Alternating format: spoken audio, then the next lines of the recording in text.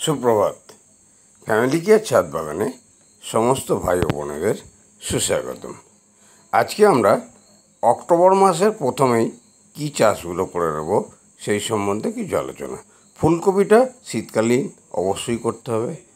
বাঁধাকপির চাষটা আমরা করে নেব। বাঁধাকপি পুরো শীতকাল জুড়ে একদম গরমের শুরু পর্যন্ত এটা ব্যবহার করা হয় এবং এই বাঁধাকপি প্রচুর পরিমাণে চাষ করে, যার শুকনো সংরক্ষণ করেও পরবর্তীকালে ব্যবহার করা যায়। বেগুনের চাষ, শীতকালীন বেগুনের চাষটা অবশ্যই আমরা করব, কারণ শীতকালীন বেগুনের চাষটা খুব ভালো হয় এবং এই কালো বেগুনগুলো খুব ভালো বড় ধরনের হয়। আমরা ধুতুলের চাষটা এটাও অবশ্যই শীতকালীন করব, যেখান থেকে আমরা একটা বিভিন্ন সবজিতে এটা ব্যবহার করার জন্যে খুব ব্যবহৃত জিনিস। লাউ, এটা তো আমরা অবশ্যই চাষ করে নেব। ধনেপাতা চাষ আমরা অবশ্যই করব। এই যে চাষগুলো আমরা করব, তাতে যে সার আমরা ব্যবহার করব অবশ্যই অর্গানিক উপায়ে চাষ করার জন্য কিচেন কম্পোস্ট, কমপক্ষে 2 মাস পচানো যে কম্পোস্ট সারটা দেখছেন, এই কম্পোস্ট সারটি আমরা ইউজ করব। এবং যারা কিছুটা রাসায়নিক সার ইউজ করতে চান গাছের শিকড়ের ক্ষমতা বাড়ানোর জন্য, এই সুপার ফসফেট ব্যবহার করতে পারেন। যাক, আমরা প্রথমে গাছের বীজতলা নিয়ে কিছু কথা বলে নেব। অক্টোবরের যে চাষগুলো আমরা করব, অবশ্যই সেপ্টেম্বরের মধ্যে বীজতলাটা রেডি করার খুব প্রয়োজন।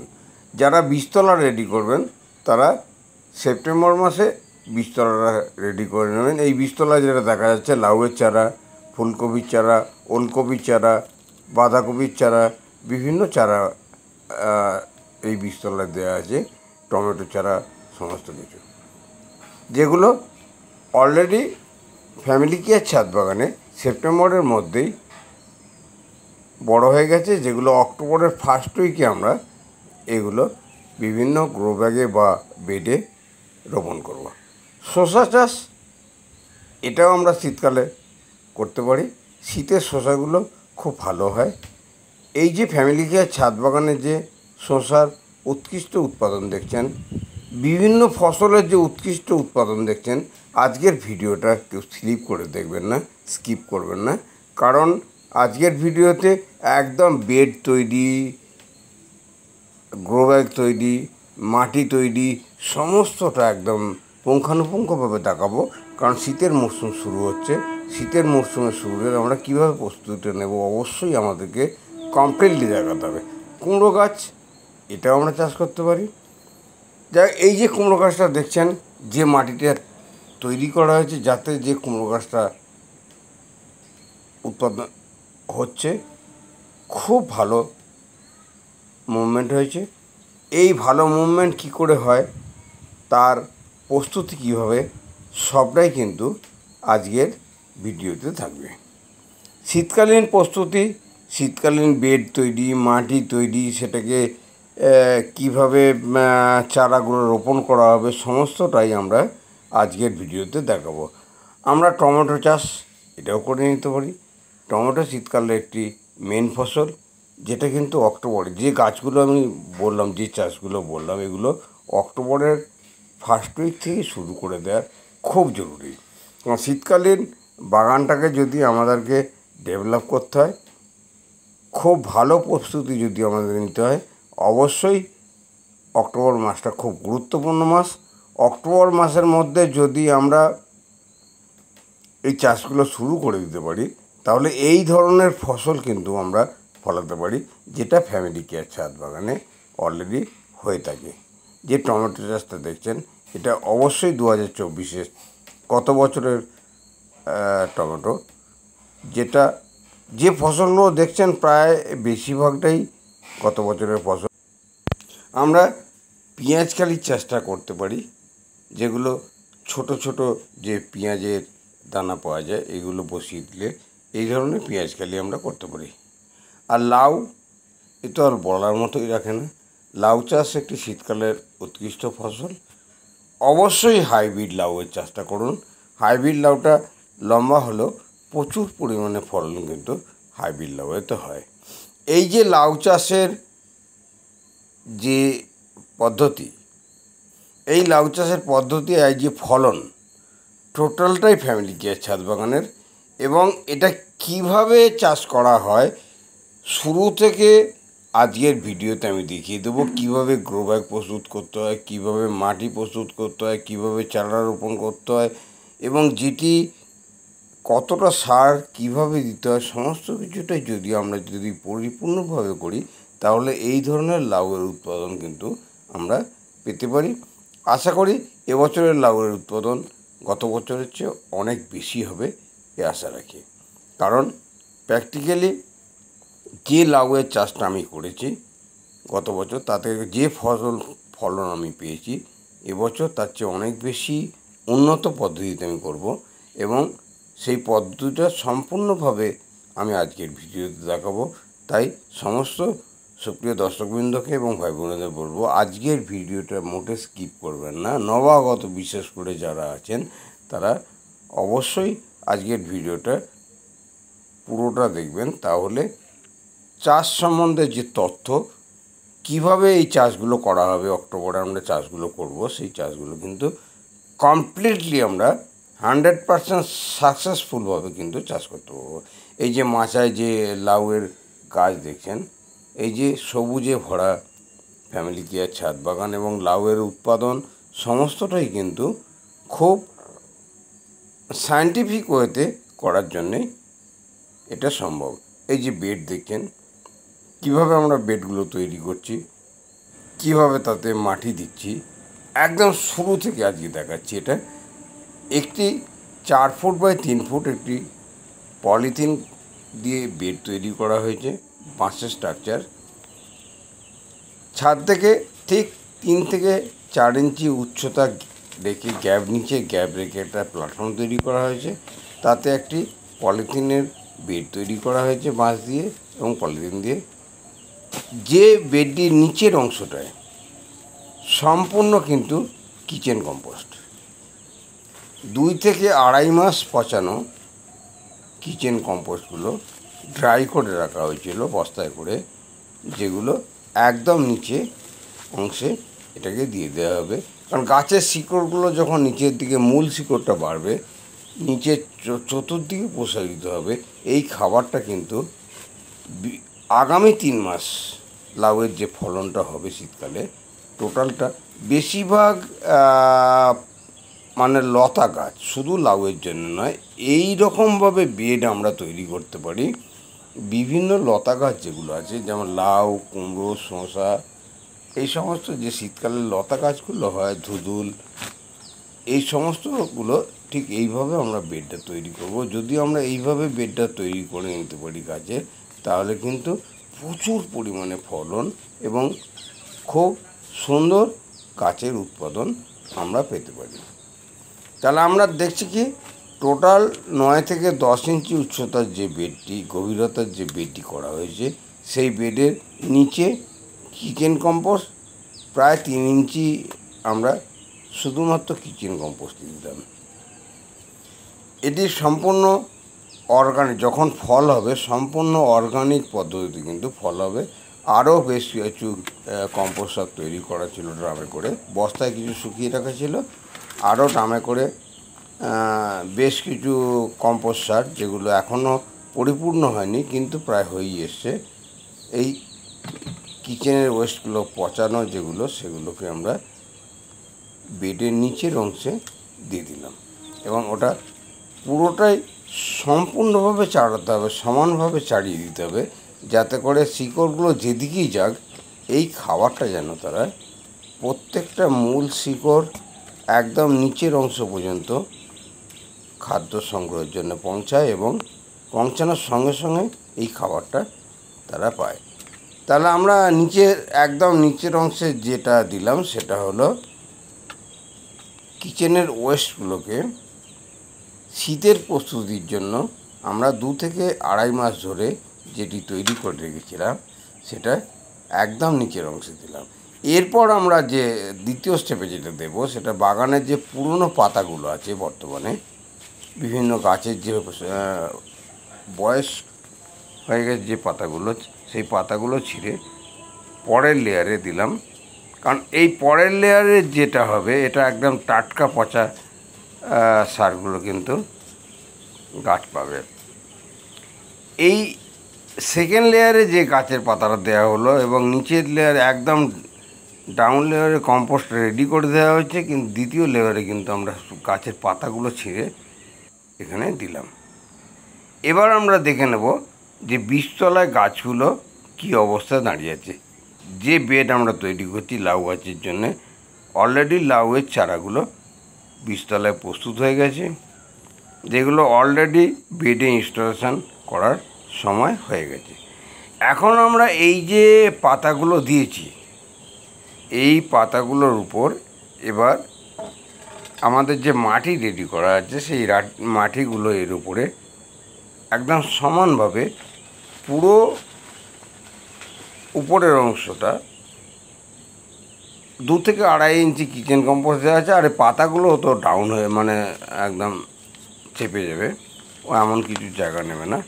এর উপরে আমরা মাটিগুলো দিতে থাকবো। বস্তা করে মাটি রেডি করা ছিল, যে মাটিগুলো আমরা দিয়ে পুরো যে গভীরতাটা আছে 8 থেকে 9 ইঞ্চি, এই গভীরতাটা পূরণ করে দেব। তাহলে আমরা নিচে দিলাম কিচেন কম্পোস্ট, তারপর দিলাম বাগানের পাকা পাতাগুলো, যে গাছের পাতাগুলো লাগে না ছিঁড়ে দেওয়া হলো। এরপর আমরা মাটি দিয়ে এই বেডটা সম্পূর্ণভাবে প্রস্তুত করে নেব। মাটি একটু বেশিই লাগবে, কারণ লতা গাছের জন্য শিকড় থেরাপি যদি ঠিকঠাক করতে হয়, অল্প মাটিতে কিন্তু হয় না। আমি যাই বলেন, মাটি ছাড়া চাষ অনেকে করছে, মাটি গাছের জন্য অবশ্যই দরকার। বিশেষ করে লতা গাছগুলো যাদের শিকড় প্রসারিত হয় চতুর্দিকে, মাটি যে খনিজ সরবরাহ করে, সেটা কিন্তু অন্যান্য বিকল্প যে সমস্ত ছাদ বাগানে ব্যবহার করা হচ্ছে তাতে কিন্তু অতটা হয় না। তবে মাটি দেখছেন, কয়েক বস্তা মাটি, এই 3 ফুট বাই 4 ফুট বেডে কয়েক বস্তা মাটি দিয়ে দেওয়া হলো, যেটা দিয়ে সম্পূর্ণভাবে সমান করে চাড়িয়ে দেওয়া হবে। মাটি যেহেতু নরম আছে, বস্তা করে রাখা ছিল, তাহলে এই আর মানে কী বলবো, উস্কা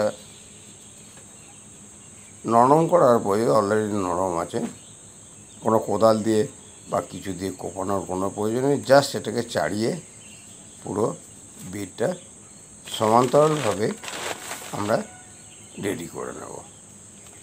এই জমির মাটি তৈরি এখনও শেষ নয়। দয়া করে কেউ ভিডিওটি স্কিপ করবেন না, যারা নতুন বিশেষ করে ভিডিওটি স্কিপ করবেন না। এরপরে এই বেডে এখন অনেক কাজ আছে। বেড যদি ঠিকঠাক রেডি হয়, মাটি যদি ঠিকঠাক তৈরি হয়, গাছ কিন্তু সবলভাবে উঠবে এবং সবল গাছগুলো দ্রুত উৎপাদন দেবে অল্প দিনের মধ্যে। আমরা তো নিচের অংশে মূল শিকড় যাতে করে ফল হওয়ার সময় খাদ্য পায় অর্গানিক দিলাম, কিন্তু গাছটা যে সবল হয়ে উঠবে, উপরের যে মাটিগুলো দেওয়া হয়েছে, এই মাটিগুলোকে আমরা বিশেষ একটা মানে সারের প্রয়োগ করব, যেটা ভার্মি কম্পোস্ট। দেখছেন একটা গামলায় 5 কেজি ভার্মি কম্পোস্ট নেওয়া হলো। এবার এই যে অর্গানিক ভার্মি কম্পোস্টটা, এর ক্ষমতাকে কয়েক গুণ বৃদ্ধি করার জন্য কিছু রাসায়নিক সার উপরের মাটিটাতে আমরা দিয়ে দেব। তাহলে কি হবে, দ্রুত বৃদ্ধি পাবে এবং খুব তাড়াতাড়ি গাছের গ্রোথগুলো আসবে, যাতে করে মাচায় উঠে বিস্তার লাভ করার জন্যে খুব সুবিধা হবে। তাহলে আমরা ড্রামে 5 কেজি ভার্মি কম্পোস্ট নিলাম। এই 5 কেজি ভার্মি কম্পোস্ট অল্প 250 গ্রামের মতো ইউরিয়া আমরা মিশিয়ে নেব। 250 গ্রাম ইউরিয়া সার হালকা করে এই 5 কেজি ভার্মি কম্পোস্টে মাত্র 250 গ্রাম ইউরিয়া সার দেওয়া হলো। এবং এই ভার্মি কম্পোস্টের আরও ক্ষমতা বৃদ্ধি করার জন্যে আমরা এর মধ্যে আরও কিছু রাসায়নিক সারের প্রয়োগ করব। এর মধ্যে 1 KG DAP, die ammonium phosphate আমরা দেব। তাহলে 250 গ্রাম ইউরিয়া দিলাম, আর 1 KG die ammonium phosphate DAP এর মধ্যে দিয়ে দিলাম। আরও কিছু আছে গাছকে শক্ত, মজবুত এবং ভালো ফল আনার জন্যে যেটা আমাদেরকে করতে হবে সেটা হচ্ছে অবশ্যই মিউরেটিক অফ পটাশ, লাল সার যেটা পটাশ 250 গ্রাম, 250 থেকে 300 গ্রাম, বেশি নয়, 250 থেকে 300 গ্রাম, জাস্ট গাছগুলোকে ঠিকঠাক ডেভেলপ করার জন্যে এই রাসায়নিক সারটা অবশ্যই অর্গানিক সারের সাথে দিতে হবে। এই সারের খাবারটা কিন্তু গাছ ফল দেওয়ার আগেই খেয়ে নেবে, মাটিতে যেটা দেওয়া হচ্ছে। এবার মূল শিকড়গুলো যখন নিচে পৌঁছে যাবে তখন ওই কিচেন কম্পোস্ট যেটা, ওটা ফল দেওয়ার সময় গাছটা ব্যবহার করে, মানে খাদ্য সংগ্রহ করবে। তাহলে আমরা গাছের ক্ষমতা বৃদ্ধির জন্যে মাটির সঙ্গে মিশিয়ে দিলাম ভার্মি কম্পোস্ট, সঙ্গে কিছু ইউরিয়া, কিছু পটাশ, কিছু ডিএপি। এই যে বেডটা আমরা তৈরি করছি, এরপর যেটা দেখার আছে, তাই প্রত্যেকটা ভাই বোনকে রিকোয়েস্ট করব ভিডিওটা স্কিপ করবেন না, যদি পারেন সাবস্ক্রাইব করে রাখুন, কারণ এই ধরনের ভিডিও, এই ধরনের টিপস ফ্যামিলি কেয়ার ছাদ বাগান থেকে প্রতিনিয়ত দেওয়া হয়ে থাকে।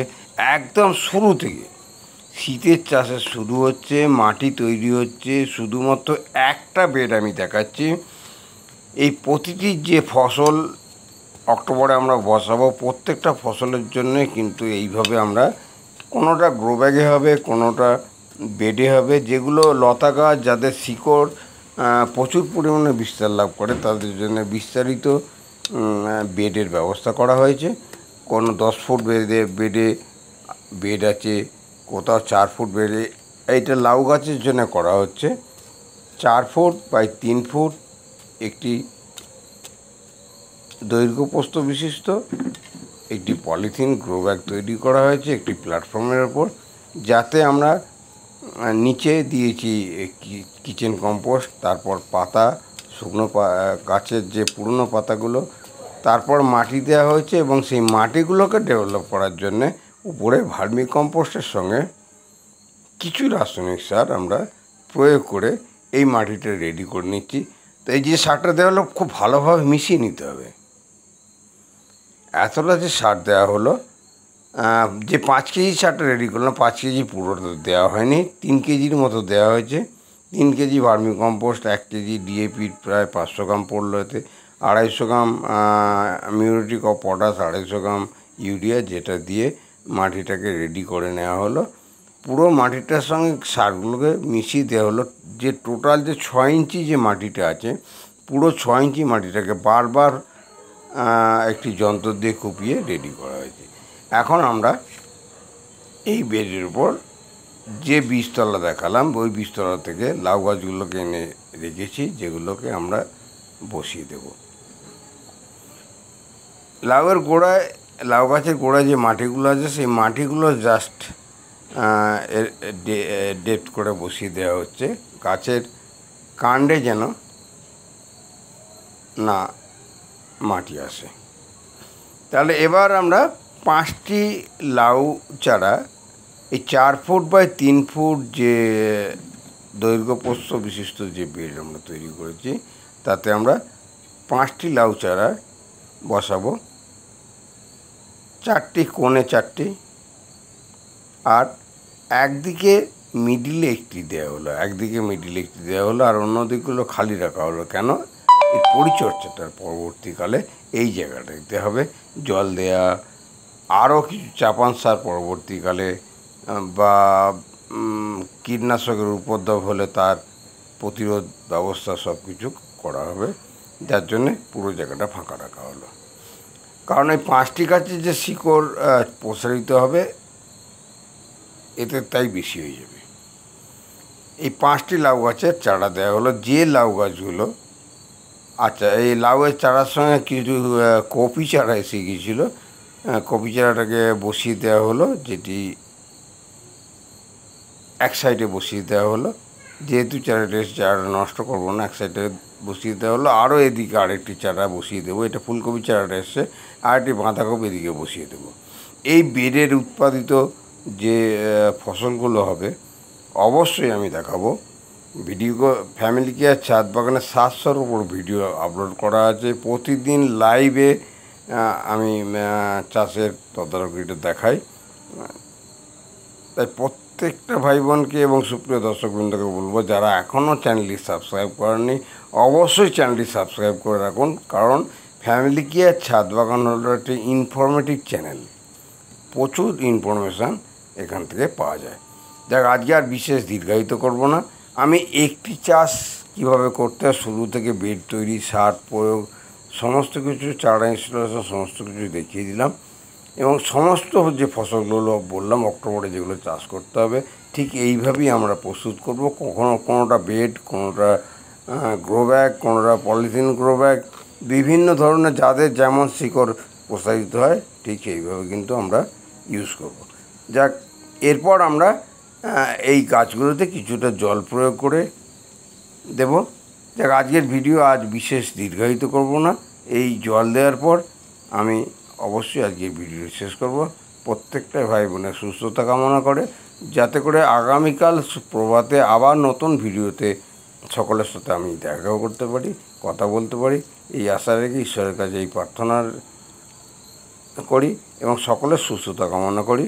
এবং সকলকে ধন্যবাদ জানাই যে আজকের ভিডিওটা পুরোটা ওয়াচ করার জন্যে। প্রত্যেকটি সুপ্রিয় দর্শকবৃন্দকে ধন্যবাদ জানিয়ে এবং ঈশ্বরের কাছে প্রত্যেকের সুস্থতা কামনা করে আজকের ভিডিও এখানেই আমি শেষ করলাম। নমস্কার।